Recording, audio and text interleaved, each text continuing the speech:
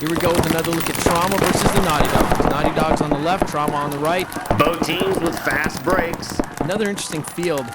One nice thing about the World Cup this year was there was a lot of diversity in the field layout. Some of these fields were super cluttered, tons of bunkers. This one was the exception to that rule for sure. Really big field, very spread out, very sparse. Really have to rely on your back players and a lot of communication, quick moves, shooting your lanes.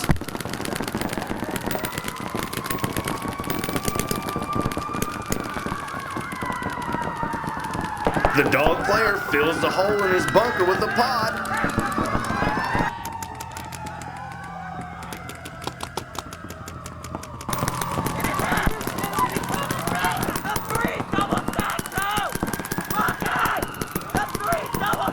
All year long, I've been talking to the Naughty Dogs, been talking to Rocky, been talking to BW, and asking them if they felt that the rate of fire on the autococker was hurting their ability to win games. And being a good sponsor team, they always said no, and they've proven that. They've always been a contender, and they've always managed to stay in the top 2 and 3. They haven't left the scene at all, and they're not planning on going anywhere.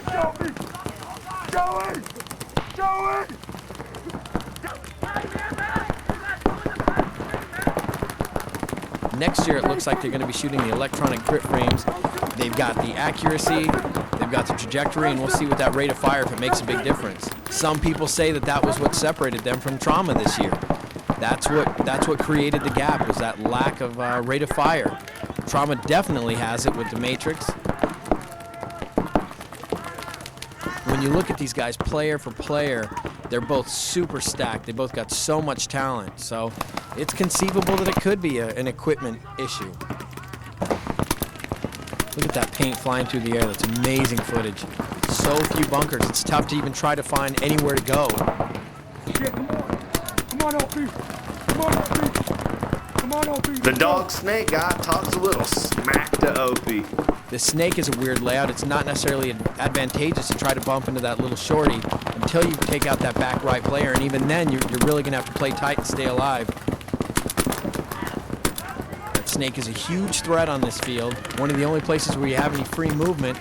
The Trauma guys know it. They're hitting him with everything they've got. Joey! Not giving him an inch. Joey! Get on your wire! The snake guy calls for some cover fire.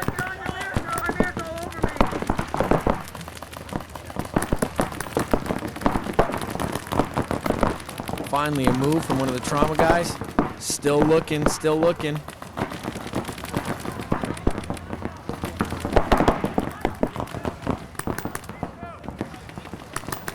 As you can guess, there were a lot of stalemates on this field the entire event. If I'm not mistaken, there were just over maybe 20, 25 bunkers on this entire field. Not much considering this is a 10-man event, a 10-man field, a 10-man layout, but with just a few more bunkers than you'd get on your average 5-man field.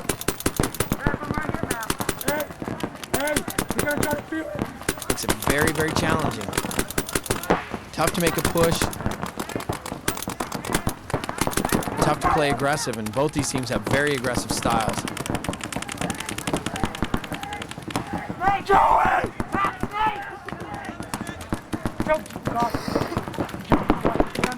Oh, and the dog snake guy loses focus and pays the price. The whole game he was looking for support from his back player, didn't feel like he was getting it, looked frustrated leaving the field, and now they've allowed Trauma to take that snake.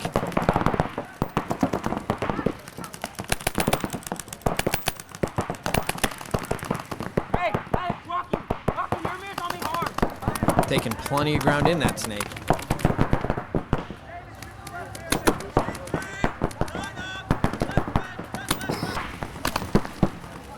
That was a close call.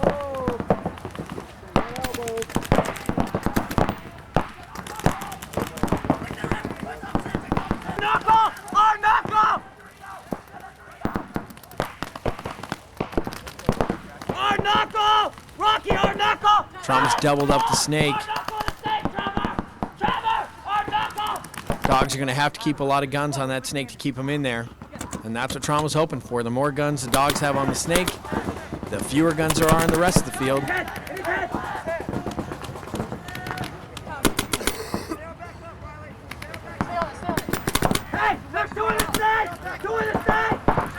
It's interesting that the loader technology has finally kept up with the marker technology. When you look at these Evolution 2s, these Halos that have feed rates of 18 to 22 balls a second, it's phenomenal. And what's even scarier is that some of these guys can shoot that fast.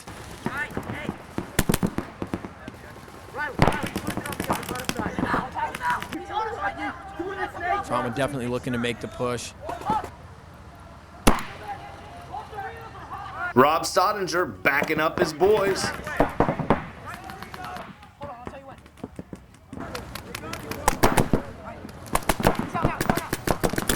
Ooh, and Humphrey gets biffed in the head. Dogs take one. One Trauma player left in the snake. Oh, and the dogs whacked a second snake guy. No Trauma players left in the snake. This could still go either way. This is where snap shooting and accuracy play such a huge role. Rob refills the snake.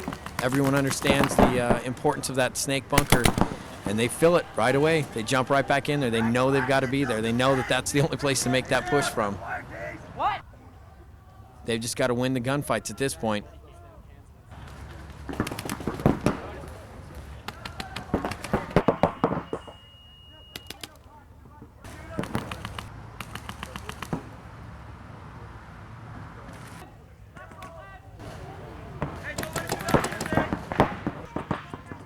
Trauma looking for anything at this point. I think that's Dave Opie Thomas. 44, keep 5. Moving into the snake. Former Image player, been on the pro circuit for years and years. One of the reasons that contributed to Trauma dominating in the amateur A division. You can see the angle these two players have to work. They'll be making the step up next year. As far as I know, they'll be one of the NXL teams.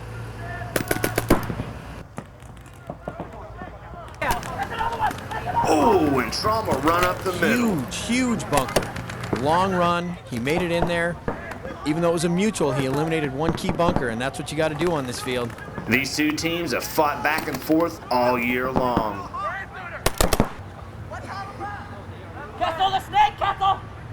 The dogs have definitely gone into a defensive posture. They realize that's probably the only way they're going to pull this game out. Trauma's looking for any opportunity they can to make those moves and get up the field. These guys have been battling it out all year long. Trauma's finding it tough to make it past their own 40s. Sneaking into the 50 in the snake, 50 in the center.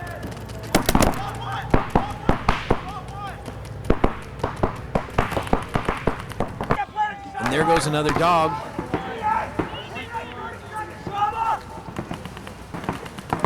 Relentless in the snake. They make a move for the cross shot.